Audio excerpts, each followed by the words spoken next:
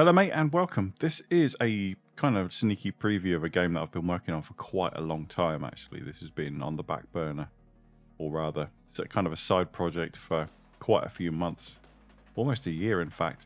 I'm not going to go into too many specifics about the game itself, title, and so on. But I wanted to talk about the drawbacks and the pros, basically the pros and cons of using third-party assets. Some of the stuff that you can see in this video is stuff that I've modeled myself. But some of it is also items that I've bought from the Unity Asset Store.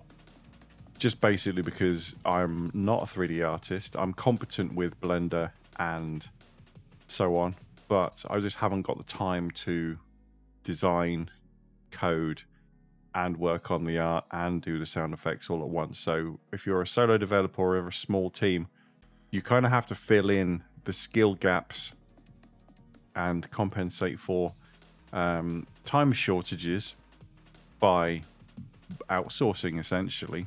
Now, outsourcing maybe isn't the correct term in this case, because obviously that would imply that I paid an artist or I'd commissioned an artist to do the artwork for me. But that's just not the case. I just had to buy stuff from the Unity Asset Store. So, it's still technically it's outsourcing, but you get the point anyway. Some of the pros of doing this are obviously it saves you a lot of time, and there are really, really skilled artists out there making assets.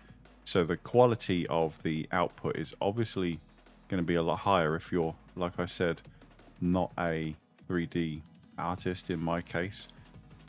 So, you might be getting some really good assets and saving yourself a lot of time at fairly affordable prices. Most of the stuff on the Unity Asset Store, if you look at it from the individual price points, sometimes might appear to be quite expensive. But if you look at it from how much it's costing you versus how many hours it would have taken you to develop the thing yourself, they're usually quite cheap. One of the things as an indie dev that you almost have to do is work out what your time is worth, i.e. how much, if you are trying to do this as a job, how much do you want to get paid an hour? I'm going to guess that you probably don't want to pay yourself $2 an hour. You're probably going to want to pay yourself a reasonable salary, or whatever you want to call it. So if you think about the number of hours it would take you to develop any of the assets that you want to use in your game versus the cost, actually the price point is usually very, very cheap. And to be honest, the amount that the artists are getting paid realistically versus the number of hours that they've had to spend on it is actually very, very low. If you're buying, for example, the city builder assets that I use in this scene, you are talking about a lot of work's gone into it. But that brings me on to the drawbacks. Because I'm using some third-party assets in this game, I don't have any knowledge of how some of these assets are put together. Now, you might notice as this video, as he walks past, some of the windows appear to be rooms inside, and that's part of the shader. There's a custom shader that's been written for the City Builder Assets pack that has that parallax effect when you walk past windows. The drawback of that is that because it's a custom shader, unless you are incredibly well familiar with shader coding yourself in Unity, you're going to have issues with fixing any problems that arise. Now, in this particular game, there is in fact an issue in using Direct3D 12, which is what in the original version of this was required to use ray tracing, which was something that I was very keen to use. Basically the custom shader wasn't compatible with Direct3D 12. It was throwing up a whole bunch of errors and basically made the game unbuildable, which essentially means that you can't upload it, you can't compile it and stick it on Steam for people to play. So again, you have to be really careful. So when you get into that situation, you've obviously spent a lot of time and energy building these scenes and putting the assets into your game, and you don't want to necessarily have to undo all of that hard work because it might have taken you a long time.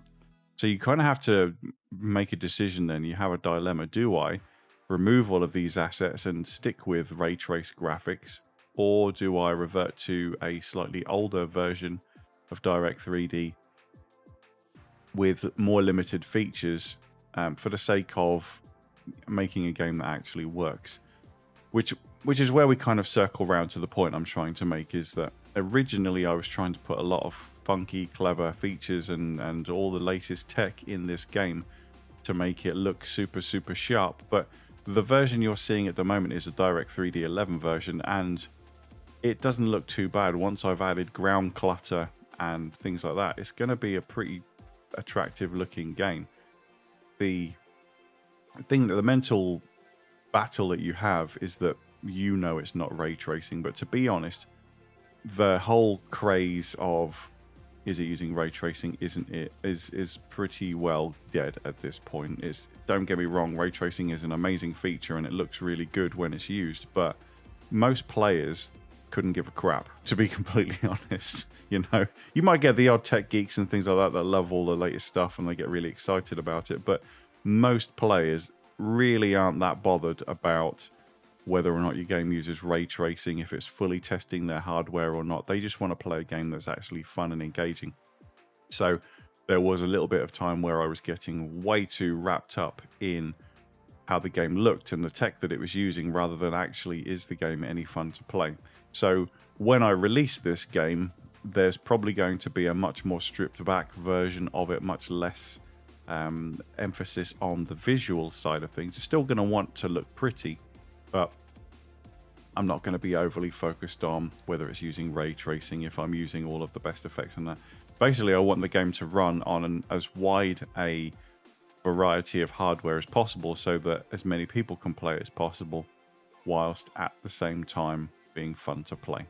Anyway, that was just kind of like a little bit of amusing, also kind of showing off the look of the game that I've been working on. I hope you enjoyed it. I'll see you in the next one, but until then, you take damn good care of yourselves, alright? Bye-bye.